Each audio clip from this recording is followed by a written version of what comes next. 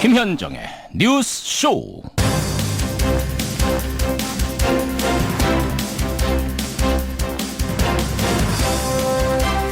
평양냉면 먹으러 꼭 평양에 오라오. 제 얘기는 아니고요.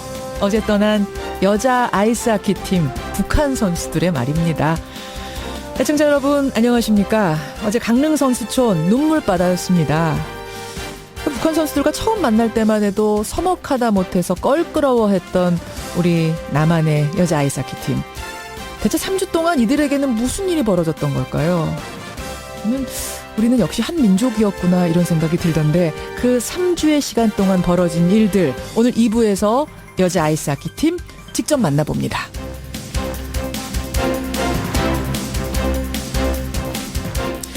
북한에서 온 또 다른 손님 김영철 노동당 중앙위 부위원장 문 대통령과 만나서 어떤 얘기를 나눴는지가 어제 하루 종일 관심사였는데요. 어제 약간 공개된 내용을 두고는 이쪽 저쪽 해석이 좀 갈립니다. 잠시 후 정동영 전 통일부 장관과 인터뷰로 한번 풀어보죠. 화요일 아침 김현정의 뉴스쇼 지금부터 출발합니다.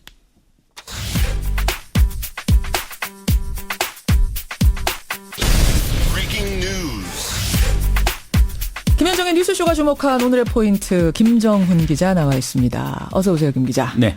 첫 포인트 뭐부터 볼까요? 네, 다시 한반도에 운전대를 쥔 문 대통령입니다. 그러니까 김영철 노동당 부위원장을 결국 만났던 거예요. 네. 비공개로 폐막식 전에. 네.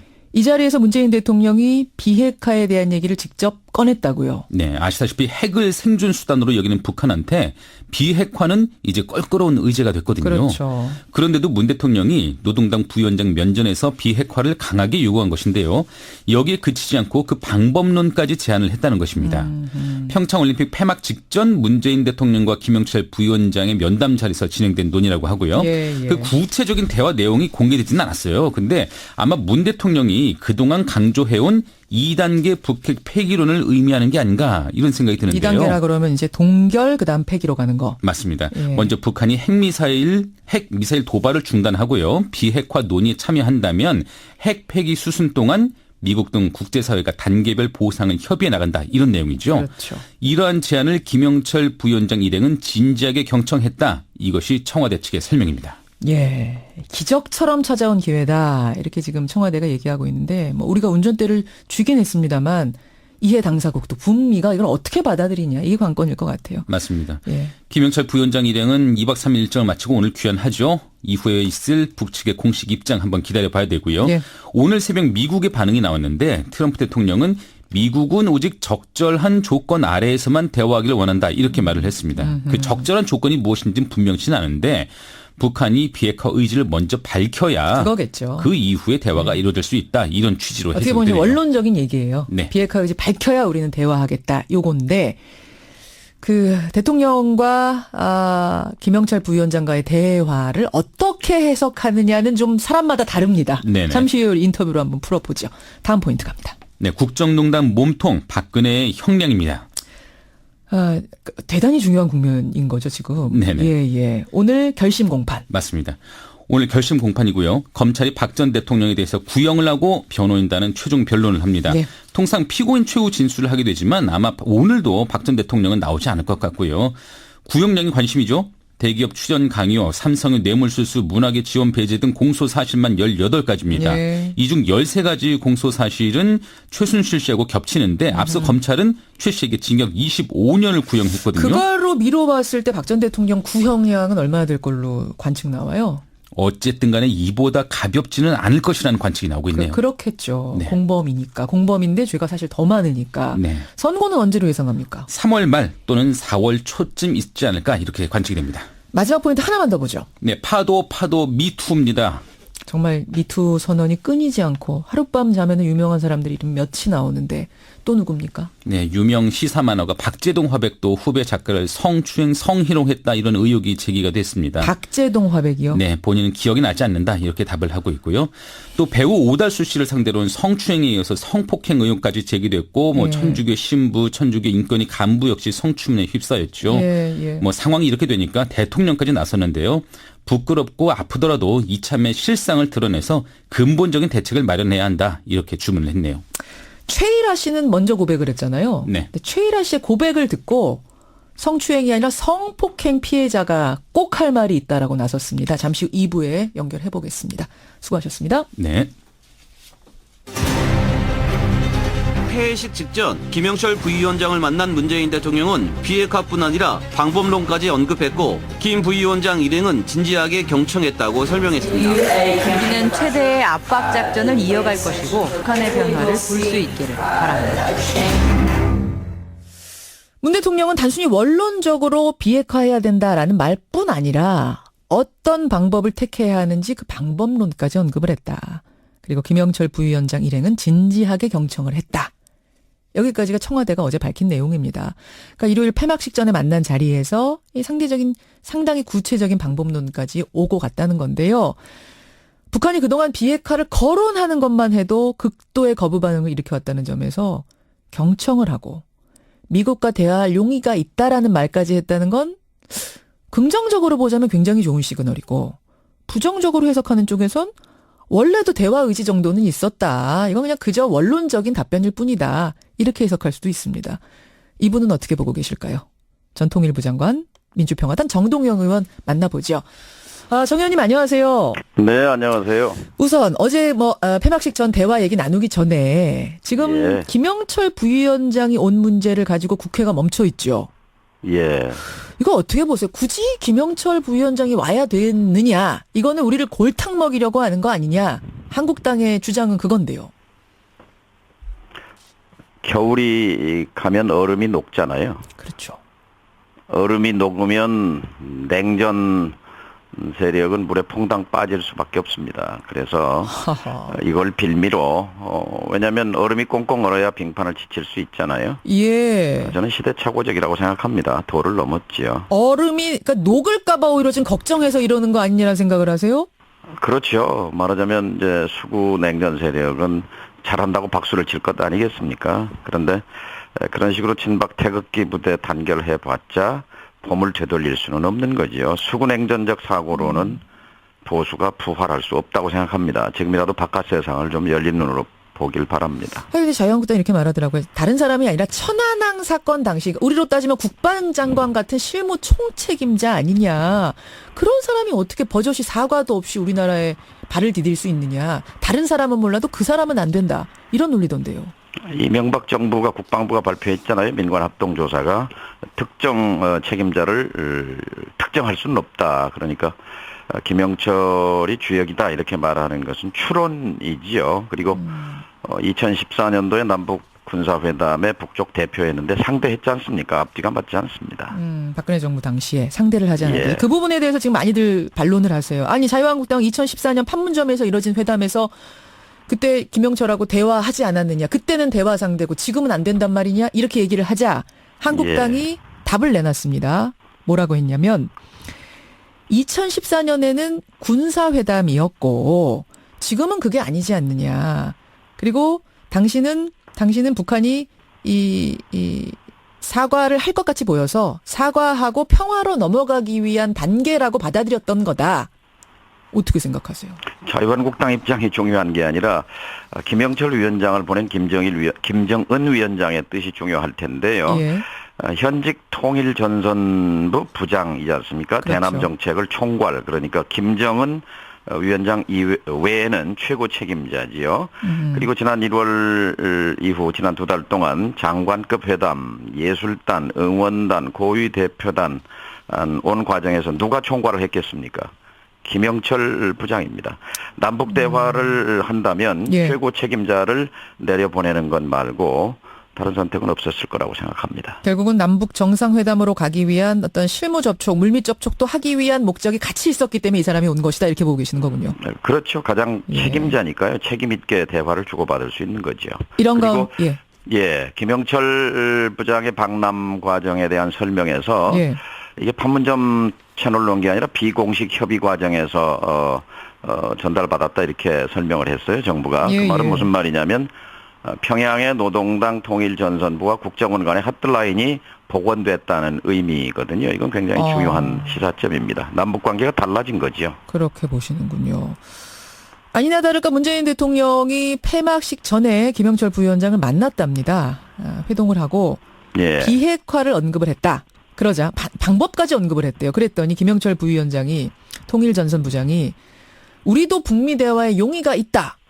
이렇게 밝혔다는 걸 어제 청와대가 알렸습니다. 그 예. 이상의 구체적인 내용까지는 안 나왔습니다만 어떻게 해석하세요? 이 대화는. 거기서 빠진 말씀이 있는데 용의가 아니라 충분한 용의가 있다. 충분한 용의와 용의는 다르다. 어떻게 다릅니까? 충분한 용의가 있다. 그러니까 이거는 그 얘기를 한 사람이 사실 북한의 의사결정 과정에 직접 참여하는 사람이에요. 당의 중앙군사위원이고 당의 정치국원이고 예. 그리고 통일전선부장이고 예. 하는 사람 입에서 그런 얘기가 나왔기 때문에 이제 남은 것은 우리가 특사를 보내는 일입니다. 대북 특사를 보내서 김정은 위원장의 입에서 직접 조건부 비핵화 의지가 있다는 얘기를 들어야 북미 대화 테이블이 이제 열리게 되는 거지요. 예. 다음 수순은 특사라고 봅니다. 지금 충분한 용의가 있다. 충분한을 꼭 붙여야 된다고 말씀하셨는데 예. 근데 북미 대화하고 싶다는 건 북한이 항상 했던 말이잖아요. 새로운 얘기는 아니잖아요. 다만 미국은 너희들 그렇게 하려면 우리 만나려면 비핵화 선언 먼저 해라. 안 그러면 못 만나주겠다. 이게 항상 부딪혀가지고 안 됐던 예. 거 아닙니까? 그러면 김영철 부위원장이 한 이 말도 충분한 용의가 있다는 말도 그냥 예전에 했던 원론적 수준에서 크게 나아간 것 같진 않은데요. 근데 이제 우리가 원하는 거는 뭐 다 알잖아요. 근데 이제 북이 진정으로 원하는 게 뭔가? 예. 진정으로 원하는 게 전쟁이고 핵인가? 아니면 그들의 의도가 무엇인가를 직접 김정은 위원장을 만나볼 필요가 있는 거지요. 예. 지금 객관적으로 보면은 북이 느끼고 있는 것은 두 가지일 겁니다. 하나는 공포지요. 혹시라도 진짜 전쟁이 날지 모른다는 공포. 예. 그다음에 고통입니다. 제재와 압박으로부터 오는 고통. 이 공포와 고통 두 가지를 갖고는 지금 김정은 위원장이 제시한 핵무력 완성과 경제발전 이 두 가지의 병진 전략이 불가능합니다. 예. 핵무력 완성은 선언을 했는데 경제발전은 불가능하잖아요. 예. 자, 그래서 공포로부터 벗어나고 고통으로부터 벗어나는 것이 국가 전략 목표겠지요. 그것을 위해서 평창에 참여한 것도 사실은 남북관계를 겨냥한 것이지만 남북관계 뒤에 있는 예. 북미관계를 겨냥한 것이라고 봅니다. 그러니까 우리 북미 대화 의지가 있다. 이건 전에도 얘기했고 지금도 얘기하는 거지만 그때와 지금은 온도차가 있단 말씀.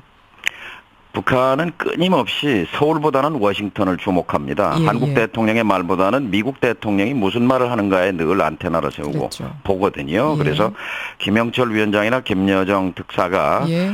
부부장이 여기 와서 듣고 싶었던 것은 미국에 대한 이야기, 트럼프 대통령에 대한 이야기, 또 남북 관계에 대한 한국 정부의 의지 이런 것들을 듣고 확인하고 싶었을 겁니다. 예. 뭘 들었을까요, 좀? 그렇죠. 한국 정부의 의지는 확인했을 것이고 예. 또 한국 대통령은 미국 대통령과 4차례나 공식 정상회담을 했고 한 달에 한 번씩 통화하잖아요. 예. 한미 동맹이고 그러니까 한미 동맹을 통해서 한국을 통해서 정동 의원님? 정 의원님? 전화가 조금 문제가 생겼나요? 정동영 의원님? 예, 전화에 조금 문제가 생긴 것 같습니다. 그러니까 북미 대화에 용의가 있다라는 이 말, 충분한 용의가 있다라는 이 말, 예전에도 했고 지금도 하는 말이지만 분명히 지금에는 온도차가 있다. 왜냐, 북한이 예전보다 훨씬 공포와 제재에 의한 압박을 받고 있는 상태이기 때문에 비핵화로 나아갈 수 있는 첫걸음을 지금 뗀 상태 아닌가라고 정동영 전 장관, 정동영 의원은 해석을 하고 계시는 것 같아요. 정동영 의원님. 예, 유선 전화를 연결했는데 어떻게 뚝 끊어졌습니까? 그러셨어요. 중요한 말 하고 계셨는데, 하여튼 제가 알아들었고요. 예. 지금 청취자 질문도 들어오고 제가 꼭 하나 좀 끝으로 드리고 싶은 말이 뭐냐면, 예. 지금 보수 진영을 중심으로 4월 위기설, 4월 전쟁설 이런 게 일파만파 퍼지고 있더라고요. 예. 이거 따지고 보면 작년에도 4월 위기설 있었던 것 같은데 어떻게 보세요? 4월 군사훈련이 있고 이제 백악관에서 북미 대화로 안 가면 거친 단계가 있을 거다라고 해서 최대 압박 이런 것들이 근거일 텐데요. 예. 어쨌든 최근에 그 미국 언론들에 나온 그 부정확한 보도가 이것을 증폭시킨 건 맞는데요. 그러나 정확한 근거 없는 이런 그 불안감 부추기기는 우리 국민에게 치명적인 위해를 준다고 생각합니다. 가짜 뉴스입니까? 현재 가짜 뉴스? 미국은 예. 미국인이 15만 명 있고 예. 미군이 2만 8천 명, 그 가족이 8천 명이 있습니다. 예. 소개령이 내려진 것도 아니고 미국 여행객들에게 여행 주의가 내려진 것도 아니고 기업들의 경고가 있는 것도 아닙니다. 예. 백악관도 선제 타격은 고려하지 않고 있다고 분명하게 부인하고 있는 마당에 부정확한 정보를 유포시키는 것은 정말로 무책임한 그렇죠. 행위라고 생각합니다. 정말 무책임한 혐의. 지금 돌아다니는 얘기로는 뭐 미국 대사관에 소개령을 내렸다. 미국 전혀 근거 없는 시민들 얘기입니다. 전혀 근거 없는 얘기라는 거 다시 한번 말씀드리고요. 아까 특사 얘기하셨는데 지금 한 20초밖에 안 남았습니다만 예. 특사로는 누가 가면 좋겠습니까? 두 가지입니다. 하나는 김정은 위원장을 만난 사람이었는데 없잖아요. 그러니까 아버지 김정일 위원장과 만났던 사람이 중요하고 예. 또 하나는 문재인 대통령에 가장 가까운 거리에 있는 사람이어야 합니다. 그런 사람 있어요? 두 조건을 충족하는 사람은 서훈 국정원장이 적임자라고 생각합니다. 아, 국정원장. 국정원장이 움직이면 뭔가 좀 은밀하고 비밀스러운 느낌이 들어서 국민들한테는 썩 좋진 않다 뭐 이런 평하는 분들도 계시던데. 남북관계에서 김대중 대통령 시절에 임동원 국정원장이 김정일 위원장과 예. 상당히 신뢰가 있는 그 채널을 갖고 있었던 것이 굉장히 중요했죠. 아마 서훈 원장이 움직이는 것이 북에도 남에도 편한 그런 입장이라고 생각합니다. 여기까지 말씀 듣겠습니다. 고맙습니다. 예, 감사합니다. 민주평화당 정동영 의원, 전 통일부 장관이었습니다.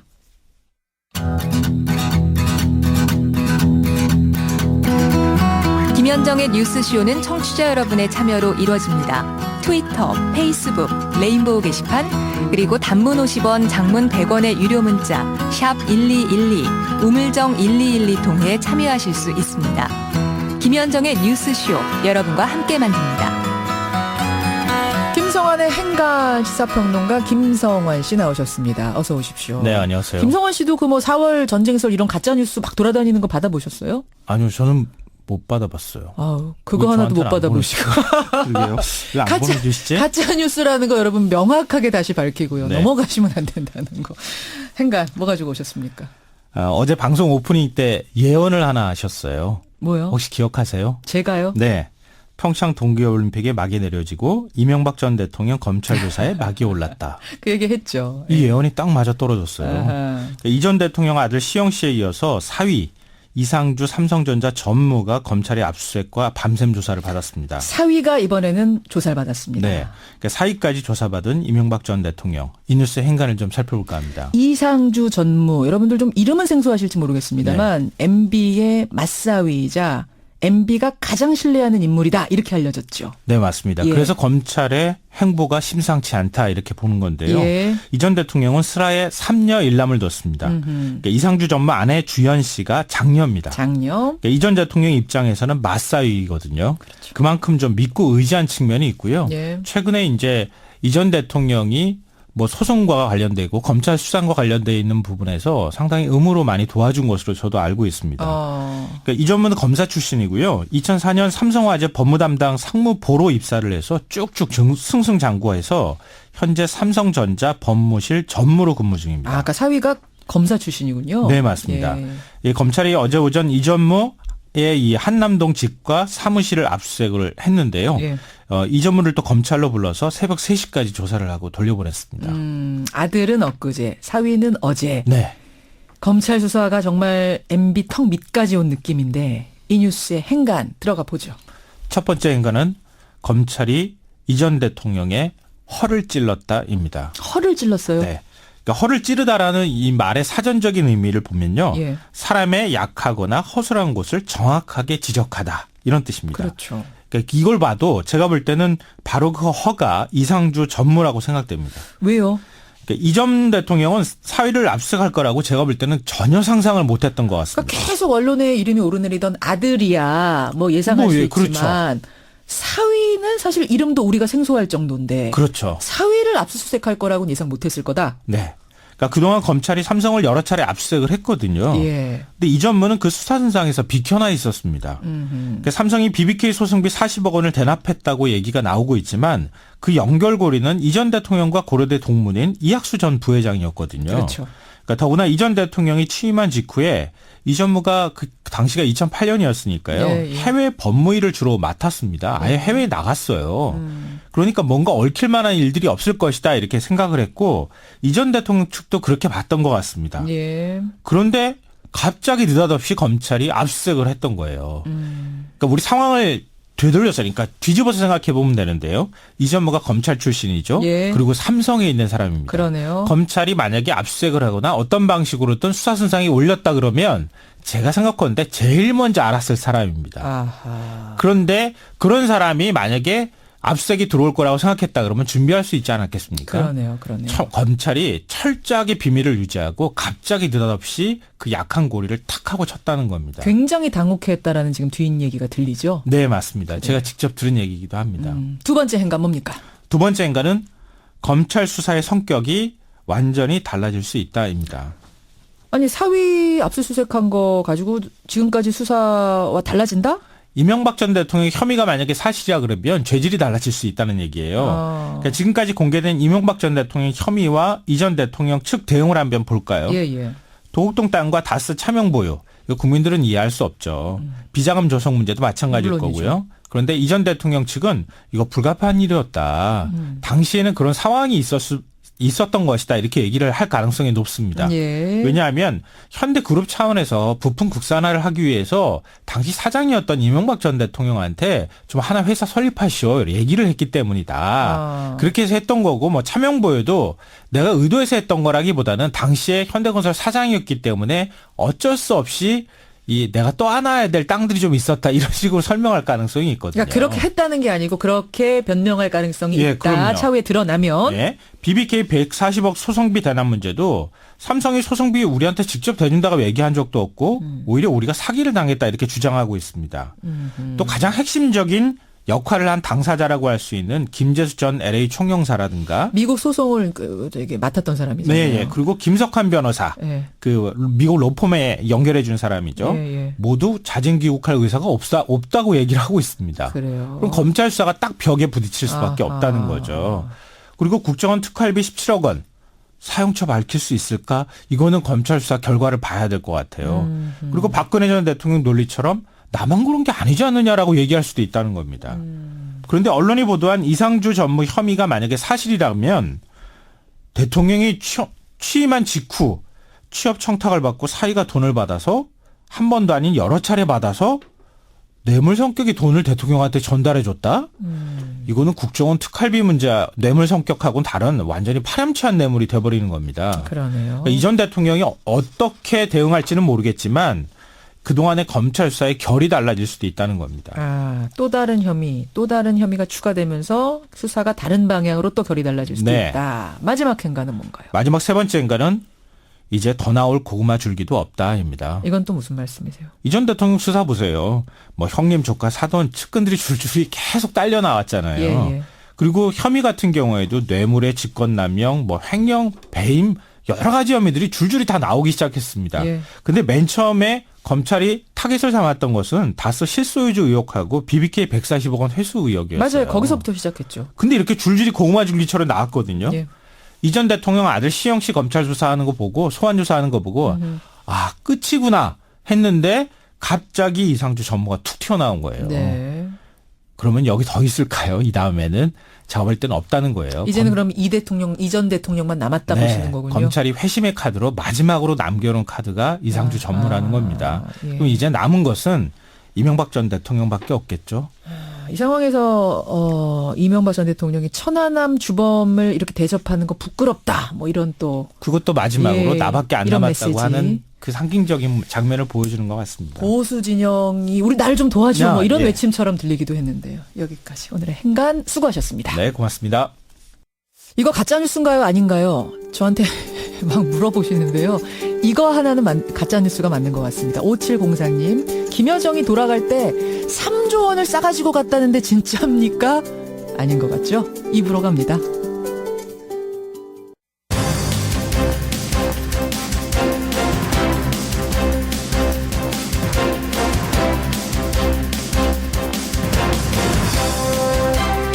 김현정의 뉴스쇼 2부 출발합니다. 아까 전에 제가 가짜 뉴스 소개를 해드렸더니 많은 분들이 아유 가짜 뉴스도 뉴스 나름이죠. 3조 원 뉴스 같은 거 도대체 누가 믿습니까? 이일주님 뭐 왜 많은 분들이 문자 보내주시는데요. 카톡을 중심으로 해서 이런 것들이 막 퍼져나갑니다. 하여튼 조심하셔야 됩니다, 여러분. 예, SNS 중심으로 도는 뉴스들이 가짜 뉴스들이 너무 많다는 거 다시 말씀을 드리고요. 2부에서는 미투 운동.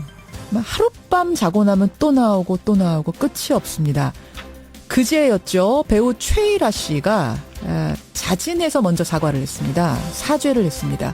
근데 이 사죄를 듣고 더 괘씸해졌다라고 말하는 피해자 한 분이 나섰습니다. 잠시 후 그 피해자의 얘기 직접 들어보죠. 어제 강릉 선수촌을 눈물바다로 만들었던 여자 아이스하키팀, 남북 단일팀. 참 이 결성되기 전엔 여러 가지 말들 많았습니다. 선수들도 꺼려했습니다. 그런데 무엇이 이들을 이렇게 변화시킨 걸까요? 우리 여자 아이스하키 대표팀 최지연 선수, 19살입니다. 최지연 선수 잠시 후에 만나보고요. 그 전에 오늘 뉴스닥 있는 날 허성무 소장, 이준석 위원장도 만나겠습니다. 50원에 담은 100원의 장문 유료 문자 샵 1212 카톡 레인보우까지 열어놓고 출발합니다. 성폭력 피해자들의 미투 선언이 여기저기서 나오고 있죠. 이런 가운데 이례적으로 과거 성추행 사실을 스스로 고백하고 사죄를 한 사람이 있습니다. 배우 최일아 씨. 지금 맡고 있는 한국연극배우협회 이사장직, 세종대 교수직, 그리고 모든 드라마, 영화, 광고에서 하차하겠다. 이런 입장까지 내놓았는데요. 그런데 그 이후에 추가 폭로가 나왔습니다. 성추행이 전부가 아니다. 당신을 볼 때마다 피가 거꾸로 솟는 느낌이었다. 진정한 사죄를 하라. 이런 글이 SNS에 올라온 겁니다. 자, 어떤 얘기인지 이 피해 당사자께 직접 들어보죠. 최일아 씨와 같은 극단에서 배우로 활동했던 분이시네요. 본인의 요청으로 익명 또 음성 변조를 해서 연결한다는 점 여러분께 양해 부탁드립니다. 안녕하세요. 네, 안녕하세요. 극단에서 활동하셨던 게 언제쯤입니까? 91년도예요. 91년. 그럼 한 27년, 6년 네. 됐네요. 네네. 예. 지금은 극단 활동 안 하고 계시고요. 네, 안 합니다. 자, 배우 최일아 씨. 25일에 한 언론하고 인터뷰를 하면서 성추행에 대해 사죄한다. 법의 심판을 받겠다. 이러면서 먼저 고백을 했습니다. 근데 그게 다가 아니다. 이런 글을 올리셨어요. 네, 그 성추행에 관련된 분은 저하고 다른 분이라고 생각을 합니다. 저는 또 다른 사건 성폭행인 거예요. 성폭행을 당하셨어요? 네, 아니, 그러니까 성폭력에는 말로 하는 성희롱이 있고 물리적인 접촉을 하는 성추행이 있고 네, 강제 성관계를 하는 성폭행이 있는데 네, 사실 다 성폭력이지만 성추행하고 성폭행은 아주 다른 차원이거든요. 네. 그게 지금 최일아 씨가 사죄한 건 성추행이었는데 지금 인터뷰하시는 분께서는 성폭행을 당하셨다고요? 네, 성폭행입니다. 어떤 일을 당하신 겁니까? 제가 대학교 졸업을 하고 예. 신시라는 극단에 들어가서 극단 신시. 네, 극단 신시에 들어가서 애니깽이라는 작품을 했어요. 유명한 작품이잖아요. 네, 굉장히 유명한 작품이죠. 그렇죠. 연습을 하는데 그 최일아 씨가 제가 발성이 좀 안 된다고 그래서 한 일주일 정도 새벽에 발성 연습을 한다고 나오라고 하더라고요. 예. 그러다가 술을 한잔 하자. 그래서 저는 뭐 극단 선배고 아무 서스럼 없이 술을 했는데 거기서 저의 어떤 연기나 발성에 대해서 문제 지적을 하더라고요. 그런 얘기를 하고 밤도 깊었고 네가 술이 좀 취했으니 내가 집을 데려다 주겠다라고 하면서 네. 집을 데려다 주는 과정에서 그런 성폭행이 이루어진 겁니다.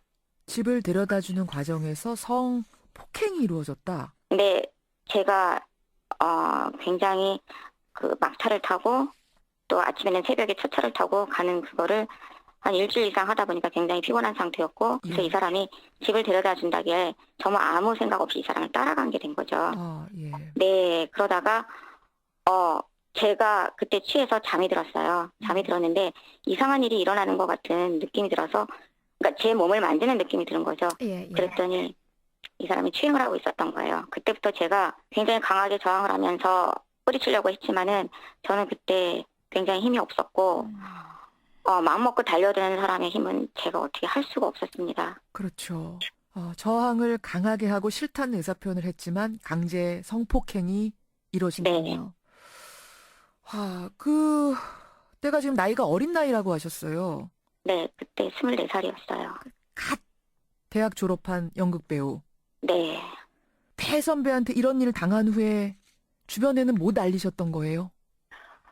그때 당시 사회적인 분위기는 성폭행을 당했다는 거는 여자한테 굉장히 치명적인 거였어요. 물론이죠. 지금은 네. 물론이죠. 그래서 누가 알까봐 굉장히 걱정이 많이 있었고 일단 무서웠고 두려웠고 아무런 머릿속에 대책도 없었고 뭐 지금에 와서는 사람들이 왜 그때 누구한테 알리지 않았냐라는 얘기를 했을 때 성폭행은 도저히 어느 누구한테 말을 할 수가 없었어요. 그럼. 오히려 알까봐 두려웠었고 그래서 저는 일단 공연을 하는 도중이었기 때문에 아무렇지도 않은 상태에서 며칠 다시 극단을 나가게 된 거죠. 저는 지금 그 말이 너무 마음이 아프네요. 오히려 누가 알까봐 두려웠다. 네. 그래서 아무렇지도 않은 듯 그 다음날도 극단에 가서 공연을 하고 네. 며칠이 지났어요. 네. 며칠이 지나고 나서 최일아 씨가 또다시 사적으로 불러내서 저한테는 대선배였고 8살 이상으로 많은 선배였기 때문에 예. 거절할 수 없고 그냥 따라 나가게 됐는데 며칠 지났는데 또 네. 만나자. 네. 그래서 저도 일단은 그 부분에 있어서 얘기할 것도 있고 해서 만났는데 저를 데리고 가는데 이상한 또 골목으로 데리고 가길래 이상한 느낌이 들어서 저 싫다고 하니까 손목을 붙들고 끌고 가더라고요. 그래서 제가 손을 뿌리치고 소리를 지르면서 울면서 이러지 말라고 그랬더니 그 순간에 얼굴을 때렸어요. 그래서 제가 길바닥에 쓰러졌어요. 쓰러지고 나선 어떻게 했습니까? 그랬더니 이 사람이 주변을 의식하더니 저를 데리고 차를 마시는 곳으로 데리고 왔어요. 근데 저는 그냥 무섭고 이 사람이 왜 나한테 이러는지 울기만 했었어요. 그리고 제발 이러지 말라고. 다시는 나를 불러내지도 말고 내 앞에 나타나지도 말라고. 그러면 그 차 마시러 가가지고 뭐 사과를 한다든지 미안하다 이런 말이 전혀 없었던 거예요? 그냥 울지 마라. 울지 마라가 사과는 아니잖아요. 네. 잘못했다 막 이렇게 빌고 이런 상황은 아니었어요. 그러니까 사실은 지금 보면은 두 번째 뭔가 시도를 하려다가 그게 막혔고 네. 그랬던 것 같아요. 좀 당황하는 상황에서 그러니까 사과를 하려는 게 아니라 뭔가 울지 마라 그런 일이 있었군요. 자, 그 후에도 네. 다시 항의를 한다거나 사과를 요구하거나 이렇게는 못 해보셨어요? 그래서 그리고 나서 이제 극단을 나가지 않았어요. 왜냐하면 너무 무섭고 두려웠기 때문에. 그 길로 그냥 연극계를 떠나신 거예요? 네. 그러다가 제가 너무 억울한 것 같아서 그 사람의 입장이라도 들어보고 싶어서 그 사람이 공연하는 곳에 잠깐 들렸어요. 근데 그 사람이 한번 저를 쳐다보더라고요. 그리고 쳐다보는 순간 그 사람의 표정에서 그냥 무표정을 읽고 그냥 나왔어요, 저는. 아니, 이 연극계를 떠난, 자신 때문에 연극계를 떠났다는 걸 지금 이분은, 이 최일아 씨는 알았을 거 아니에요? 느낌으로? 글쎄요, 저는 그것 때문에 저의 꿈이 그 길로 완전히 사라졌잖아요. 그러니까. 그게 그 사람한테 제가 굉장히 분노를 느끼는 부분이에요. 그러니까 피워보지도 못하고 그 일 때문에 꺾여버린 꿈인데. 네. 지금 20년이 넘도록 그 고통을 그럼 혼자만 알고 사과도 못 받고 이렇게 지내오신 거예요. 네. 자, 그런 최일아 씨가 이 글 올라오기 전에 먼저 고백을 했습니다. 이 뉴스를 보면서 어떤 생각이 드셨길래 이런 글을 올리게 되신 거예요? 제가 미투 운동이 일어나면서 저도 동참을 많이 하고 싶었어요. 그런데 너무 오래전에 이를 밝혀서 어느 누구도 제 말을 인정하려고 안 할 것 같았고, 그래서 용기 내기가 쉽지가 않았어요. 왜냐하면 잘못 내가 얘기했다가 혹시 무고죄로 고소를 당하지 않을까. 처음에 글을 썼다가 몇 번 지웠어요. 그러다가 한 번은 몇몇 사실만 올리고 굉장히 그동안 힘들었다는 얘기를 했는데 주변에서 이니셜에도 밝혀라. 되게 힘들었겠구나라는 글들이 올라오더라고요. 그러다가 자진해서 그렇게 발표하는 걸 보고 나만 당한 게 아니라 성추행을 했다는 또 다른 사람들이 또 있구나. 그러면 이 사람은 자기가 잘못을 뉘우치기는커녕 그런 거를 계속적으로 했던 그런 상습적인 사람이구나라는 거에 그때 화가 나서 이젠 나도 동참을 해야겠다라고 결심을 하게 된 거예요. 아, 그러니까 나의 성폭행 말고 성추행도 또 있었는 모양이구나. 네, 상습적인 어떤 이런 성추행, 성폭행을 계속 저질러 왔구나라는 생각이 드니까 더 괘씸한 생각이 드셨고. 네, 아마 최일아 씨, 지금 우리 피해자분 음성 변조도 하고 실명도 안 밝히셨지만 최일아 씨가 들으면 누군지 단번에 알 수 있겠네요. 지금 뭐 상황들 들어보니까. 제가 다른 매체하고 인터뷰를 했을 때 그 최일아 씨가 도대체 그 사람이 누구냐, 얼굴을 보기라도 했으면 좋겠다라고 얘기했을 때 좀 어이가 없었습니다. 아, 그러니까 최일아 씨가 다른 매체하고 인터뷰하면서 이런 성폭행을 당했다고 주장하는 여성이 나타났는데 어떻게 된 거냐 그랬더니 그 사람 누군지 모른다라고 했어요. 네. 예. 그래서 그 부분에 대해서 그 사람이 이렇게 추행을 하고 폭행을 하는 사람이 너무 많아서 모르는 건지 아니면 자기의 죄를 감추려고 해서 모른다고 하는 건지, 제가 만약에 인간이라면 못 잊죠. 그 부분이 정말 저 역시 궁금합니다. 그러니까 모를 수가 없다는 말씀이시군요. 이 성폭행 사실을. 알겠습니다. 지금 최일아 씨가 법의 심판을 난 받겠다 이렇게 얘기를 했지만 네. 2013년 이전에 일어난 일들에 대해서는 이게 물을 수가 없습니다. 이미 신고할 수 있는, 그때는 이제 친고죄였는데 친고죄는 신고할 수 있는 기간이 정해져 있기 때문에 이미 그 기간을 지나서요 어떤 방법도 없습니다. 이런 상황에서 우리 피해자분이 최일아 씨에게 바라시는 건 뭘까요? 그 사람이 그런 글을 올렸더라고요. 그것이 잘못된 것인지 몰랐고 무시했다. 근데 지금 반성한다. 그게 잘못된 것인지 모르고 했던 행위였나 보다. 그러면 지금이라도 그게 잘못된 것이라는 걸 정말 깨우친다면 정말 평생 살면서 그 벌을 스스로 누가 가하지 않고 자기가 스스로 자기 스스로한테 벌을 가하는 그런 인생을 살았으면 좋겠습니다. 결국은 직접적인 사과를 한 번도 못 들으신 거잖아요. 네. 설령 그 사람이 정말 내가 진심으로 반성하고 사과한다고 해도 지금은 그 사람이 어떤 말을 해도 진심으로 여겨지지도 않을 것 같습니다. 네, 알겠습니다. 무슨 말씀이신지 그 심정 알겠습니다. 네. 이 부분은 제가 공개를 해도 되는지 모르겠습니다만 지금 투병 중이시라고 들었어요. 네. 그냥 계속적으로 검사받고 치료받고 있는 중이고 또 유방암이라는 건 많지가 없는 병이에요. 유방암 알고 계세요? 네. 그래서 뭐 큰 고비 이런 거는 넘긴 상태고 그렇게 나쁜 상태는 아닙니다. 예. 그 일이 있은 후에 정신과 치료도 받으셨다고 제가 들었고 네. 지금 또 투병 생활 중이시고 네. 이런 것들이 다 혹시 그 일 때문은 아니냐라는 뭐 이런 너무나 큰 트라우마를 평생 안고 살고 계시는 거네요. 저는 내 인생이 그 일 때문에 완전히 바뀌었다고 생각을 합니다. 인생이. 예. 저는 정말 연극 배우가 되고 싶었고 제 꿈도 있었는데 그 꿈도 사라졌고 제가 잘못한 것도 없는데도 저 자신한테 굉장히 죄책감을 느끼고 살았고 이게 제가 음성 변조를 요구한 것도 이게 그날 폭행이었다면 음성 변조를 안 하겠지만 성폭행이라는 건 여자한테는 굉장한 치명타이거든요. 아직은. 네. 저는 잘못이 없었는데 저한테 자꾸 책임을 물으려고 하는 거죠. 힘내시고요. 네. 지금 이제 과거의 성추행 사실을 자진 고백했기 때문에 그래도 자진 고백한 사람이 폭로 당한 사람보다 낫지 않은가 뭐 이런 이야기도 있습니다만 말씀을 네. 듣고 보니 그렇게만은 생각할 일은 아니구나 이런 생각도 좀 들고요. 도대체 미투 운동 도대체 이 우리 사회의 성폭력이 어느 정도였는지를 다시 한번 생각하게 되는 계기네요. 고맙습니다. 네, 감사합니다. 네. 과거의 성추행 사실을 사죄했던 최일아 씨 이 글을 보고 이 인터뷰를 보고 성폭행 사실을 추가 폭로한 피해자 만나봤습니다. 저희가 배우 최일아 씨의 입장도 듣고 싶어서 연락을 시도했지만 전화를 받지 않았다는 점도 말씀을 드리죠.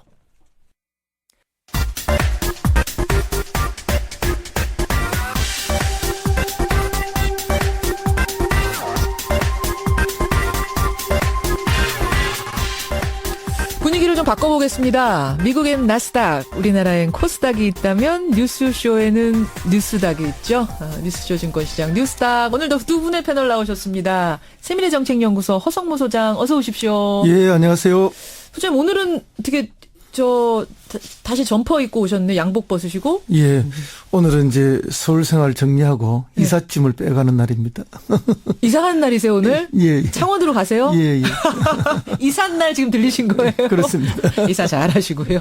이준석 위원장, 바른미래당. 아직 이름이 좀 잘 안 붙어. 바른미래당 노원병 당협위원장. 어서 오십시오. 네, 안녕하세요. 잘 지내셨어요? 예, 저도 바른미래당 이게 입에 안 익어가지고 와서 인사할 때마다 바른정당 이렇게 하고 이게 직책도 보니까 직책은 저희가 국민의당식을 약간 따르기로 해서 당협위원장은 지역위원장이더라고요. 아, 이름 바뀌었어요? 똑같은 건데 사실상 완전 똑같은 건데 예. 이름을 국민의당식으로 가더라고 이거는. 그래서 지역위원장으로 바뀌었어요. 자, 그럼 다시 저희도 원고 정리하겠습니다. 바른미래당 이준석 지역위원장. 예. 그래요, 두 분. 오늘 퀴즈부터 좀 제가 내고 시작할게요. 예. 갑자기 내는 퀴즈인데 두 분이 맞추실 수 있을까? 평창올림픽 끝났습니다. 예. 이제 패럴림픽이 남았습니다. 예. 자, 패럴림픽 몇 월 며칠에 시작할까요? 두 분 다? 여러분 아세요? 패럴림픽 몇 월 며칠에 한다는 건 아는데 몇 월 며칠인지 정확히 아세요? 저는 정확한 시작 날짜는 찍어보세요, 소장님. 글쎄, 찍기도 매우. 이거 이미지에 이거 한 타격감. 일주일 있다 할 것 같은데. 일주일 있다? 예. 오늘 며칠이요? 일주일 아니에요. 2월 27일이니까 오늘이 3월 6일, 7일? 야, 여러분도 헷갈리시죠? 네. 가까이 이제 할 때가 됐는데 정확히 며칠인지 3월 9일입니다. 9일. 다음 주 금요일. 그래서 저는 이게 참 아쉬웠던 게 뭐냐면은 저는 예, 3월 이제 9일인데 원래 올림픽 IOC에서 올림픽을 하잖아요. 그렇죠. 근데 이게 저는 패럴림픽도 IOC에서 하는 줄 알았더니만은 IPC라고 따로 이제 조직이 있더라고요. 산하 조직 같은 건가요? 그런데 아닙니다. 이제 병렬 조직 비슷하게 따로 있는 그래요? 거라 가지고 예. IOC의 예를 들어 폐막식 행사에서 예. 그러니까 올림픽 동계올림픽 폐막식 행사 우리 봤지만은 예. 거기서 IPC에서 하는 그 패럴림픽에 대해서 조직적인 홍보나 이런 걸 하지 못하게 돼 있다 그러더라고요. 핑계 대지 마세요. 진짜 서로 지금까지 그래서 해준 적이 없어요. 그러니까 지금 청취자분들도 잘 모르신다는 분도 있고 3월 7일이요? 차경민님 그러셨고 14일이요? 민경현님 막 오는 3월 8일 전경희님 오는데 여러분 확실하게 알고 가죠. 3월 9일 헷갈려요. 사실 저도 다음 주 금요일에 패럴림픽이 있습니다. 올림픽 끝난 거 아닙니다. 일단 요거 하나 홍보 국가적인 행사 홍보부터 하고 오늘 뉴스다 공익적으로 시작하겠습니다. 자, 이번 주 상한가 하한가 뭘 가지고 오셨을까? 하한가부터 좀 가볼까요? 하한가. 허성무 소장님. 예, 저는 오랜만에 김무성 자유한국당 의원을 하한가로 골랐습니다. 자유한국당 김무성 의원, 이준석 위원장 누구 골라오셨어요? 저는 한미동맹 골랐습니다. 한미동맹. 두 분이 제 느낌에는 뭔가 좀 비슷한 어느 지점을 하한가로 고르신 게 아닌가 싶은데 허성무 소장님.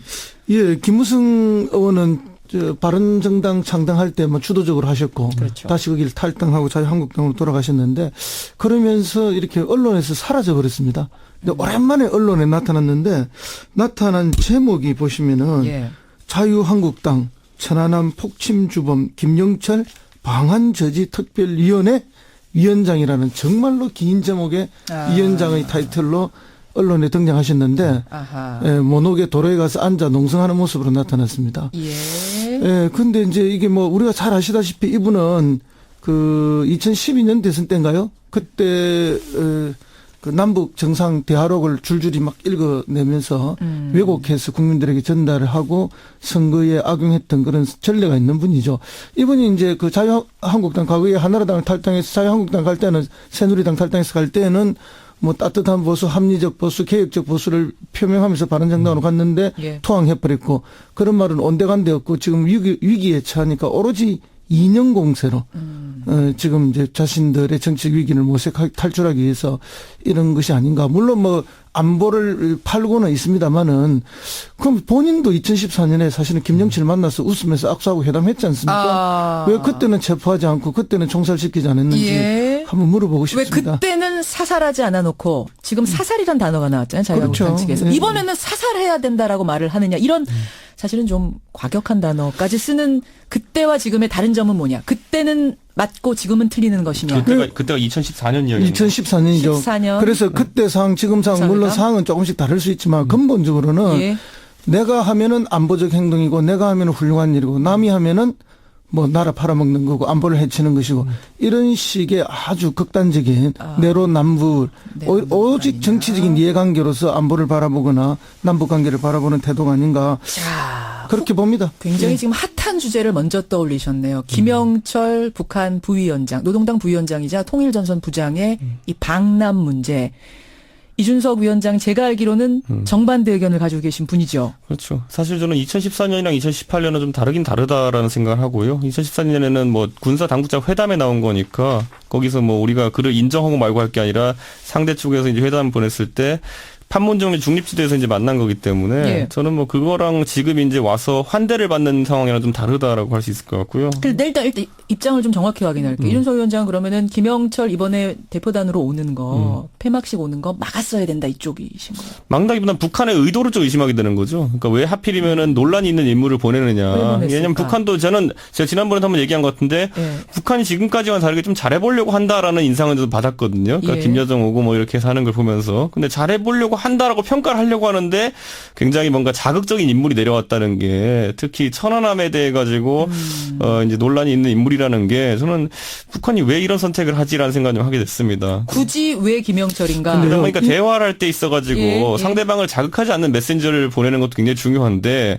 예를 들어 뭐 똑같은 얘기를 했을 때 지금 예를 들어 뭐 자유한국당 쪽에서 바른미래당에 뭔가 사절을 보내면서 예를 들어 뭐 과거에 바른정당에서 넘어간 분들 이런 분들 다시 보낸다면은 뭐 하자는 거냐 이렇게 나올 수밖에 없는 거거든요. 굳이 왜 그 사람? 왜 하필이면 그 사람이 와가지고 우리한테 얘기하냐라고 하는 거거든요. 이게 딱 맞는 비유인지는 모르겠습니다만 허 소장님. 제가 볼 때 전혀 잘못된 비유고요.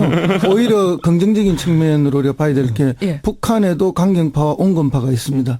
우리 대한민국에도 뭐 강경파, 온건파가 있고 또 비둘기파, 매파 뭐 있죠. 다양한 또 의견이 있지만 예. 어쨌든 이제 군사적인 문제가 중심적인 의제가 될 수밖에 없고 그 중에서도 뭐 핵 동결, 핵 폐기 뭐 이런 것들이 이야기될 수밖에 없는 상황에서 예. 북한 내에 가장 강경파고 군부 실세들이 사실은 당사자로 오는 게 오히려 회담하기에 나는 더 낫다고 봅니다. 강경파 당사자 실세가 온 것이 남북정상회담, 북미회담 푸는데 오히려 더 이득인 것이다. 그렇습니다. 왜냐하면은 북한 내에 뭐 비둘기파들이 오거나 온건파들이 예, 예. 왔다면은 우리 자극 덜 할 사람이 여기서 왔다면 뭐 이야기가 돌아가서 북한 내부에 가서 깨어지는 경우가 많잖아요. 먹히겠느냐. 예, 거기서. 그렇게 되면 오히려 회담의 실효성이 떨어집니다. 자. 물론 북한이라는 체제 자체가 예. 김정은 뭐 그 이전에 죽은 자기 아버지 김정일 이 사람들이 뭐 다 결정 내리는 거지만 예. 그렇더라 하더라도 이제 내부의 강경파, 온건파는 항상 있기 마련인데 최고의 강경파들이 와서 차라리 회담을 하고 어떤 결과를 내면은 그것이 북한 내에서 오히려 관철되는데 더 낫다는 것이죠. 그런데 이제 강경파라고 하는 것은 강경파라는 입장이 강경하다 이외에 경직성이 있다라는 것을 의미하는 것도 있기 때문에 전 세계에서 어떤 협상하더라도 협상을 할 때 의지가 있다고 하면 강경파를 보내지는 않습니다. 대부분 보통 뭐 직업 외교관이라는 유화파를 보내게 되지 우리도 뭐 예를 들어 회담하는 데 있어가지고 예. 예를 들어 박근혜 정부를 만약 치환해서 본다면은 예. 예를 들어 대북 협상하는 데 있어서 뭐 김관진 장관 같은 강골 부인을 보내서 협상한다는 건 사실 좀 이해가 안 가는 근데 상황이거든요. 이번에는 이례적으로 외교상도 같이 왔어요. 같이 왔죠. 네, 거기 가는 굉장히 좀 주목받는 부분이 김영철이 상징하는 지금 사실상 최고 단장급으로 왔는데 예. 상징하는 인사가 그 사람이 이제 상징하는 의미는 결국 강경파라는 거 아까 허 선생님 말씀한 예. 것처럼 그렇다면 경직성을 띌 수밖에 없는 것이고 이번에 대통령께서 어쨌든 뭐 회담하면서 비핵화에 대한 부분을 언급했다고 하기 때문에 저는 최소한의 그거는 다행이라고 생각하지만은 예. 김영철이 그에 대해 가지고 가타부타 말이 없는 거 뭐 어쩔 수 없는 거겠지만 입장 변화가 없다는 것을 의미하기 때문에 저는 김영철이 아까 말했던 것처럼 뭐 협상의 유연성을 주기 위해 가져온 사람은 아니다. 결국에는 경직성을 그대로 노출시키기 위해서 온 사람이지. 자, 요 부분에서도 지금 해석이 갈리는 거예요. 어제 문재인 대통령 그제군요. 만났을 때 비핵화에 대한 얘기를 하자. 김영철이 북미 대화에 충분한 의지가 있다라고 답했다라는 게 지금 청와대 발표입니다. 예. 이것을 두고 그냥 원론적인 차원일 뿐이다라는 게 이준석 위원장의 그렇죠. 실제로 얘기고. 미국이 원하는 정도의 어쨌든 선제적인 어떤 방안이 나오지 않는 한 별로 의미가 없다라는 미국이 안 받을 말씀이신 거고. 거거든요. 그렇게 하는 거는. 자, 허 소장님, 아까 정동영 의원은 충분한 의지가 있다. 이거는 상당히 변화된 거다라는 해석. 그렇습니다. 어느 쪽이세요? 이 사람이 내려온 것 자체가 상당한 변화의 의지를 갖고 온 거라고 저는 그런 상징성이 오히려 있다. 뭐 강경성을 유지하고 판을 깨려고 온 게 아닙니다. 판을 깨려면 오지도 않죠. 이제 그런 면으로 하나 볼 수가 있는 것이고요. 그다음에 이제 이렇게 뒤에 이제 실무자들이 외교 실무자들이 따라오지 않았습니까? 예, 예. 이제 이것은 사실은 이제 물 밑에서 아주 활발한 실무 접촉이 있을 거다. 저는 그렇게 보는 거죠. 그러니까 지금 뭐 예, 전제로 예. 핵 폐기를 또는 핵 동결을 바로 비핵화를 선언해야만 대화를 할 수 있다. 그건 대화가 아니에요. 그렇지 않습니까? 이제 그러면 역으로 뭐 미군을 철수하고 또는 뭐 군사훈련을 완전히 중단하고를 전제로 대화를 하자. 네. 그럼 대화가 아니잖아요. 대화하지 말자는 이야기가 되는 거거든요. 대화를 통해서 결과가 나와야 되는데 결과를 전제 조건으로 내고 대화가 되겠느냐 이 말씀이신 그런데 거죠? 이제 그럼에도 불구하고 왜 자유한국당 홍준표 대표와 김무성은 이렇게 강경하게 나오느냐? 예. 저는 뭐 간단하다고 봅니다. 사실 이분들 올림픽 시작도 네. 되기 전부터 올림픽 실패하기를 바랬던 분처럼 행동했어요. 평양올림픽. 네, 그렇게 하면서 했지만 올림픽은 갈수록 성공적으로 진행됐고 지금 성공적으로 마무리됐습니다. 이 과정에서 얼마나 초조했겠습니까? 초조해서 그런 네, 저는 뭐 거구나. 그런 면이 분명히 하나 있다고 보고요. 그다음에 두 번째는 당내 역학관계입니다. 당내 역학관계에서 예. 뭐 국민들은 올림픽 때문에 다 못 보고 넘어갔을 가능성이 예, 있는데 홍준표 대표가 어쨌든 공천권을 자기 마음대로 행사하려 하다가 예. 재선 그 중진의원들이 강력하게 반발했습니다. 이건 모르는 분들 많으세요. 근데 이게 설 사이에 일어난 일이죠. 예, 그러니까 이제 중진의원들하고 그러면 공천권, 지방선거 공천권 일부를 중진의원들한테 주겠다는 뜻이 이야기를 했으니까 예. 또 재선 시도위원장들이 초선 들고 일어났어요. 시도위원장들이 또 반대를 했어요. 예, 예. 그러니까 다시 그걸 없앴다 버렸어요. 이렇게 내부에서 엄청난 그 공천권을 둘러싼 그 리더십이 흔들렸습니다. 이제 이런 과정들에서 밖으로 이걸 돌려야 되거든요. 그러니까 이제 강경한 투쟁으로 지금 나왔다고 봅니다. 요 내부 온 도로에 쓰레기를 그렇게 버려놓고 가는 정도의. 일단 내부에 어떤 헤게모니가 있다는 얘기는 동의하세요? 저는 뭐 바른미래당? 자유한국당 내에서 당연히 그거야 뭐 네. 당내 정치를 위해 쓰는 면도 있었지만은 저는 이번에 저는 북한의 태도 변화를 본 데 있어가지고 우리가 해석한 거 말고 좀 그냥 노동신문 가끔 봅니다 보면은. 근데 23일, 25일 북한이 뭐라 그랬냐면요. 절대적으로 핵무력을 완성하겠다 그랬어요. 그렇기 때문에 23, 25일 동안에 과연 북한의 어떤 사정 때문에 그런 말을 하게 된지 모르겠지만은 어쨌든 핵무력을 완성하겠다는 입장이 변화하지 않은 상황 속에서 저는 이번에 평창올림픽 끝나고 나서 미국의 압박 수위와 또 그에 따른 지금까지 미국이 압박하면 할수록 북한 항상 대응 조치로서 핵실험이나 아니면 미사일 실험 해왔거든요. 예. 어떻게 태도적인 변화할지 한번 봐야 될 것 같습니다. 저는. 봐야 될 것 같다. 예. 오늘 그러니까 한미동맹 골라온 것도 결국 이 얘기하시는 거였죠? 이 그렇죠. 얘기하기 사실 위해서 한미동맹이 굉장히 위험한 상태에 상태가 도달했다. 아니냐. 특히 이번에 제가 알고 있는 바로는 지난 11월에 이미 네. 이 한미 연합 군사훈련을 연기시키면서 3월 중에 훈련을 재개하기로 이제 사실상 내 일정이 합의됐다라고 제가 알고 있는데 그랬을 때 과연 이번에 그 정부에서 이 일정 그대로 가자고 할지 아니면은 한미 정상회담 및 여러 가지 이유를 들어서 한 번 더 연기하자고 할지에 따라 가지고 미국의 태도가 아주 크게 변할 수 있다라는 얘기가 나오고 있습니다. 지금. 알겠습니다. 허 소장님 마지막 한마디 하얀가 덧붙일 말씀 예, 있으세요? 뭐 저건 김무성 의원은 예. 다시 국민들 앞에 화면 속에서 이렇게 드러내는데 너무 못난 모습으로 나와서 안타깝다는 말씀을 드리고요. 그리고 한미 동맹에 대해서 걱정들을 많이 하시는데 한미 동맹은 걱정하실 필요가 없다.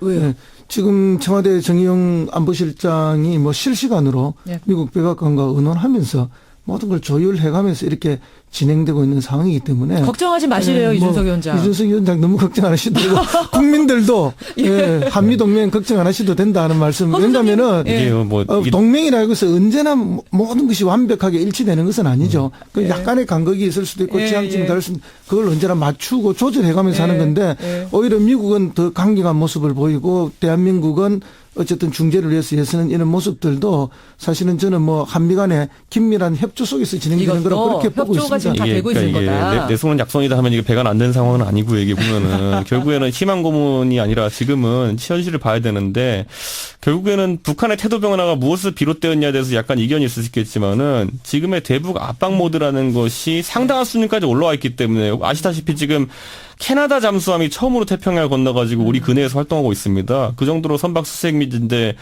차단 활동을 하고 있는 것인데. 북한 선박에 대해서. 그렇죠. 캐나다 잠수함은 지금까지 태평양 건너 출동한 적이 없습니다. 제재를 좀 강화한다는 그렇죠. 거잖아요. 그런 상황 속에서 북한이 고육지책으로 이런 유화책을 네. 내보내는 것인지 예. 아니면 진심으로 올림픽이어가지고 동화된 것인지에 대해 가지고 저는 전자에 가깝다 보거든요. 알겠습니다. 예. 그러니까 상황 판단이 지금 이렇게 다른 거예요. 아니, 그 누구나 전자에 보수와 진보가. 가깝다고 볼 겁니다. 저도 전자에 가깝다고 봅니다. 그러니까요. 북한이 무슨 뭐 진정으로 올림픽 정신으로 뭘 하자. 그러니까 그렇게 생각할 사람이 진정성이 누가 없어요. 있겠어요. 그러니까. 그럼에도 불구하고 북한은 그렇게 할 필요가 있는 거죠. 절박한 필요가 있다. 현실적. 그러니까 우리는 네. 실리를 취하자 이 말씀이신 그렇죠. 걸로 지금 모든 들려요. 것은 뭐 선의로 다 되는 게 없습니다. 알겠습니다. 현실로 하는 거지. 지금 청취자 문자도 청취자들 사이에 불이 붙었습니다. 불이 붙어서 지금 논의를 하고 계시는데 좋습니다. 뭐 이야기는 사실은 쉬운 문제가 아니어서 여기까지 일단 하한가 보고요. 상한가 가보죠. 상한가. 이준석 위원장. 저는 이번에 또 똑같은 맥락에서 이번에 서훈 국정원장을 상한가로 골랐습니다. 서훈 국정원장 저는 왠지 알겠네요. 아까 정동영 의원도 서훈 국정원장이 특사로 갔으면 좋겠다 했는데 그래서 그렇죠. 부르신 거예요? 아무래도 임종석 실장이 처음에 많은 역할을 할 것이다 드러나는. 예. 그런데 이제 가면 갈수록 임종석 실장 같은 경우에는 또 보수층에서 보았을 때 불편할 수 있는 부분이 있기 때문에 서훈 국정원장이 이번에 뭐 김영철과의 뭐 접선을 사실상 했을 거라 좀 보고요. 그러니까 아니면 서울 국정원장의 지령을 받아서 어떤 분들이 했을 거라 보고요. 지금 실제로 남북 정상회담의 실무를 지난번에 맡았던 분이기 때문에 어쨌든 남북 정상회담 제안이 서로 오간 상황 속에서 제 생각에는 상당한 역할을 하게 될 것이고 과거에 뭐 정보기관에서 이런 걸 담당해서 했던 일들이 있지 않습니까? 예. 그래서 이우락 부장태도 그랬고 김만복 원장 같은 경우에도 실제로 노무현 대통령 때 이런 일을 담당했던 적이 있기 때문에 이번에는 아마 정보기관이 예. 좀 앞장서는 상황이 나오지 않을까. 결국 서훈 국정원장이 될 거다. 임종석 실장 이름이 사실 많이 오르내렸는데 허성무 소장님은 어떻게 보세요? 임종석이냐 서훈이냐? 저도 선으로 가는 서운입니까? 것이 더 맞다고 봅니다. 왜요? 왜냐하면 뭐 이것은 굉장히 내밀한 정보와 판단과 뭐 이렇게 채널을 가지고 움직이는 거기 때문에 더 적합한 분 그리고 오랫동안 이 일을 해왔던 사람이 맞다고 생각하고요. 아하. 물론 정치적 상징성은 뭐 임종석 비서실장이 크겠죠. 청와대 그런데 사람. 네. 거꾸로 그 상징성 때문에 좀 부담스러운 부분이 있을 수 있습니다. 오히려 예, 예. 운동권 출신이라는 것도 국민 여론에 좀 부담이 될 수 있고 그렇죠. 보수 진영 자극할 또 수도 있다. 보수 진영이 그걸 악용을 많이 하지 않습니까? 여러 가지로 봤을 때 서훈 국정원장 두 분 다 동의. 저는 그렇습니다. 저는 그리고 서훈 국정원장 같은 경우에는 지금까지 대북 예. 교섭함에 있어가지고 예. 제가 봤을 때 크게 이제 뭐 예를 들어 굴종적인 태도를 보인다든지 보수층에서 우려하는 그런 사안들이 좀 눈에 띄지 않은 인물이었기 때문에 아무래도 정보 업무를 바탕으로 해서 이제 하시는 거기 때문에 조금만 좀 느낌이 다릅니다. 아니 제가 표현 하나 때문에 꼭 말씀을 드려야 되겠는데요. 뭐 어떤 표현 걸리셨어요? 이 굴종적 태도라는데 네. 북한의 굴종적 태도를 보이는 대한민국 사람 누가 있습니까? 아니요 이번에 솔직히 솔직히 말씀드리면 이번에 예, 김영철 예. 왔을 때 예를 들어 제가 그럼 깨어놓고- 통일부 관계자나 이런 분들 같은 경우에는 뭐 90도 인사하고 이런 것들 뭐 물론 아주 작은 부분일 수 있겠지만 90도 인사가 굴종적이다. 90도 저는 90도 굉장히 인사인 사람은 없고 국내에서- 제가 그 사진이 막 어떤 다니는데 사람인지 사진 보니까 한 35도 정도 인사했더라고요. 했는데 이게 어떻게 35도입니까? 그런 걸 90도 하면서 자, 제가 사진 나중에 다시 한번 판독해보고 예. 35도인지 60도인지 그리고 90도인지 보겠습니다. 최소 70도입니다. 그리고 아니 근데 90도로 인사했다고 하더라도 그게 무슨 또 이게 좀 굴종적인가요? 손님이 온 거에 손님 잘 대해서 맞이하는 거지. 우리가 매너 차원에서 인사했다 이렇게 또 봐줄 수는 없는 거예요. 옛날에 김장수 장관 굴종이라고 봐야 지금은 또 된다. 아니라 그러지만 꽃꽃장수라고 추켜 세웠던 예. 게 바로 지금의 집권 세력입니다. 아하. 집권 세력이 그 축에 세웠던 게 아니고 꽃꽃장수라고 일본 김장수. 네티즌들이 한 것이 일본 네티즌들이 한 거다. 아우, 두 분이 이거 가지고 이렇게 싸우실 줄은 몰랐는데. 그러니까 지나치게 어떤 단어 한두 개를 가지고 그 전체를 덮어씌우게 하고 그 프레임으로 이렇게 규정하려고 하는 이런 거에 우리의 미래를 밝게 하지 않는다. 그것이 오히려 우리 남쪽 내 남남 갈등만 일으키는 거다. 조금 대승적으로 보자. 그럼요. 이런 말씀이신 네. 거고. 이준석 위원장, 뭐 대승적으로 보는 건 좋죠. 하지만 또 굴종적으로 보수가 보기에는 그런 것도 있다는 걸 감안해라. 저는 그 대승적이란 표현이 예. 예를 들어 기분이 불편하실 수 있는 분들이 예. 내가 이걸 이해해주마 하면서 하는 게 대승적인 거지. 이번에 대승적이란 표현은요. 김영철 오는 거에 대해 가지고 정부에서 뭐라 발표했냐면요. 천안함 유족들에게 대승적으로 좀 해달라고 이제 요구했어요. 반강제로. 국가라는 절대 권력이 피해자들한테 대승적으로 생각하라고 하는 거는 강권이지. 그거는 대승적이라는 건 진짜 마음에 아픈 분들이 큰 마음을 결단해가지고 할 때 하는 거지 이렇게 반강제적으로 할 수 있는 게 근데요, 아닙니다. 뭐 그 말씀도 옳은 말씀인데. 아니 이거는 성명 나왔어요 유가족들이. 아니, 근데 대승적이라는 게 어떻게 김영철이 이렇게 천안함 나오냐고. 핵심의 주범이라는 게 확인이 안 된, 확정이 안 된 상황이기 때문에 그런 얘기를 할 수 있었던 건 아니에요. 그거에 대해서 이미 김태형 장관이 그 당시에 주무장관이었기 때문에 얘기했지만은 그 당시에 백서에 당연히 북한 측의 확인이 없기 때문에 적지 못한 것이지 실제로 그 정찰총국에서 했다는 건 확실하고 정찰총국의 총정치국장이 김영철이었기 때문에 그건 당연히 주범이다라고 이제 얘기했거든요. 국방장관보다 전문성 있는 그 분이 당시 어디 있겠습니다. 국방장관 다만 적지를 못했다. 다만 이제 제가 말씀드리고 싶은 것은 우리가 오랫동안 뭐 6.25 전쟁 이후에 계속 예. 분단된 상황에서도 갈등이 있고 또는 서로의 작은 예. 그런 그 공격과 이런 속에서 그 적개심이나 분노가 계속 누적되고 또 예, 이렇게 예. 고조되어 왔던 것도 사실입니다. 또 그런 것 때문에 우리 국민들 대다수가 북한에 대해서 뭐 아주 분노하고 있고 적개심을 가지고 있는 것도 지금 사실인데 그렇다고 해서 그것만 자꾸 강조해서 그러면 남북 관계를 망가뜨린 상태로 물론 북한이 더 우선적으로 망가뜨리는 게 많지만은 예. 이렇게 가는 것만이 옳은 것인가? 그럴 때 대승적으로 우리가 더 나은 미래를 위해서 여러 가지 판단을 해야 된다는 거죠. 사실은 천안함이 폭침되던 날 아침에 제가 굉장히 눈물을 흘린 사람입니다. 왜냐 하면은 그 생존자, 구조자 명단에 제 당 조카가 나왔어요. 그 배에 타고 있었습니다. 아이고. 그리고 그 조카의 친구들, 동기생들 2명이나 그 사망을 했어요. 그러니까 우리도 당사자입니다. 당사자인데 그렇다고 해서 늘 적개심만 가지고 있다고. 물론 적개심은 가슴속에 늘 가지고 있을 수 있죠. 또 그래야 되고 그 잊지 않아야 되고. 그렇지만 더 나은 미래를 위해서 뭘 할 것인가도 동시에 생각해내야 된다. 아니요. 그 말씀 드리고 딱 싶습니다. 한 가지 말씀드리자면요. 만약 그런 상황에서 그런 걸 원했다면요. 이번에 이 김영철에 대해 가지고 김영철이 오겠다는 얘기 들었을 때 유가족들이나 아니면 참전했던 병사들한테 물어봤어야 되는 겁니다. 이렇게 해도 괜찮겠느냐 했을 때 거기서 먼저 알겠습니다. 우리가 대승적으로 받아들이겠다고 했을 때는 대승적인 단어가 되는 거죠. 이준석 위원장, 어서문 소장님. 오늘 이렇게 치열할 줄 몰랐는데 다음 주에 조금 더 할 수도 있어요. 단단히 준비해 오세요. 고생하셨습니다. 네. 고맙습니다. 뉴스닥이었습니다.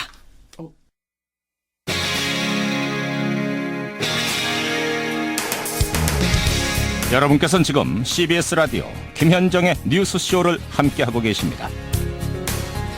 세상의 모든 이별은 슬픕니다. 그런데요, 그 이별이 아무 기약이 없을 때는 더더욱 슬프죠. 어제 그런 기약 없는 이별이 있었습니다. 바로 평창 동계올림픽 여자 하키 남북 단일팀.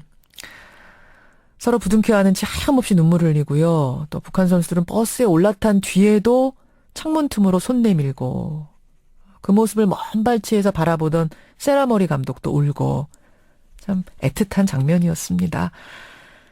실은 이 단일팀에 대해서 우리 선수들 처음에는 부정적이었죠. 쉽게 말하면 껄끄러워했습니다. 그랬던 선수들인데 지난 3주 동안 어떤 변화가 있었던 걸까요? 어떤 일이 있었던 걸까요? 오늘 화제 인터뷰에서 직접 듣겠습니다. 여자 아이스하키 대표팀 최지현 선수 연결을 해보죠. 최지현 선수 안녕하세요. 네, 안녕하세요. 아유, 우선 올림픽 치르느라 고생 많으셨습니다. 감사합니다. 어제 지현 선수도 울었어요? 네.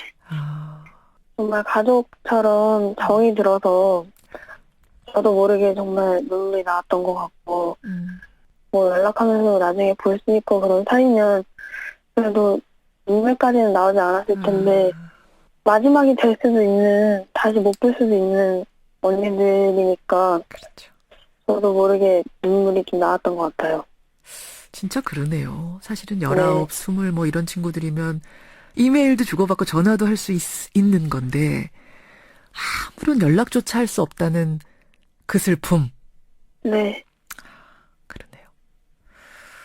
서로 뭐라고 인사 주고받았어요? 대화는 뭐라고 하면서 보냈어요? 서로 아프지 말고 꼭 잊지 말고 진짜 다시 만나자고 꼭 약속하면서 진짜 잘 지내고 잘 가라고 이런 식으로 계속 말 주고받았던 것 같아요.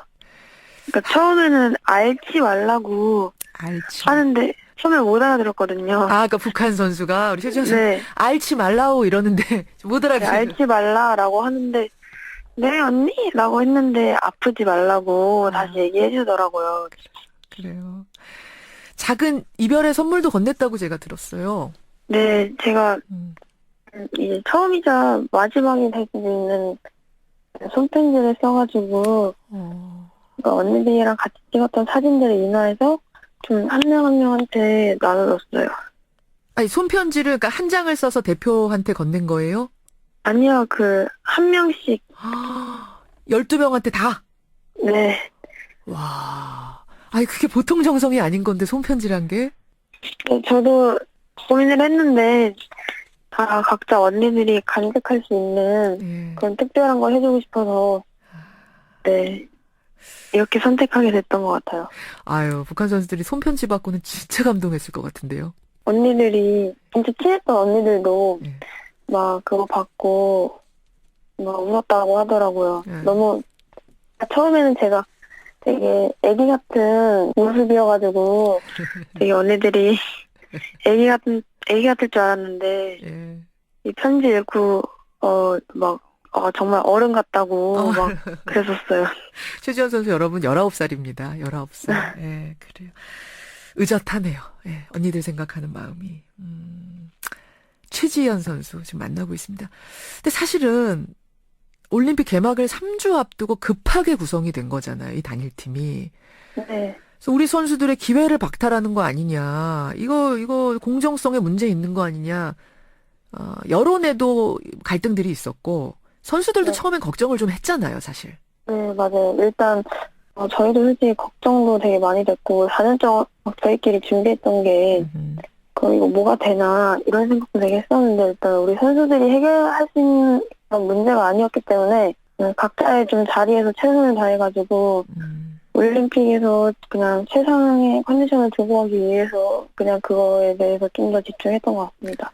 근데 이제 받아들이고 우리가 어떻게 할 수 있는 문제가 아니야 하고 받아들인 다음에 지내다 보니까 네. 서서히 마음의 문이 열린 거예요. 어떻게 하다 그렇게 정이 든 거예요? 일단 먼저 한 공간에서 같이 운동하면서부터 뭔가 마음의 문이 서로 열리게 된 것 같은데 처음엔 좀 서먹서먹했어요. 처음엔? 네. 처음에는 서먹서먹했는데 언니들도 먼저 다가와서 뭐 물어봐주고 저희 하키 운동 시간에 드릴 같은 게 미리 미팅을 하는데 모르는 거 있으면 먼저 다가와서 이런 걸 어떻게 하는 거냐 아니면 뭐 밥 먹었는지 잘 잤는지 이렇게 다가와서 얘기해줘가지고 더 친해질 수 있었던 것 같아요. 뭐라고 하죠? 이거 북한 사투리 뭐 어떻게 얘기해야 돼요? 밥? 잘 잤냐고 하면은 잘 잔? 아니면 밥 먹언? 이렇게 물어봐주는 정말 재밌었어요. 밥 먹언? 지연 밥 먹언? 이렇게. 처음에는 이제 어색했겠지만 그것도 나중엔 재밌어서 막 따라했겠는데요, 그 말투? 네, 저희 막 따라하고 그랬었어요.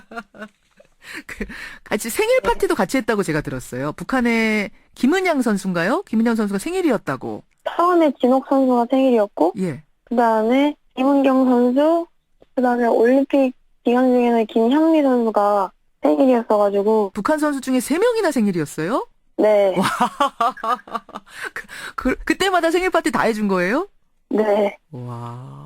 그래서 저희가 처음에는 다 같이 모여서 생일 축하 노래를 불러주는데, 북한 언니들이 항상 그 생일 축하 노래를 부르는 노래가 따로 있더라고요.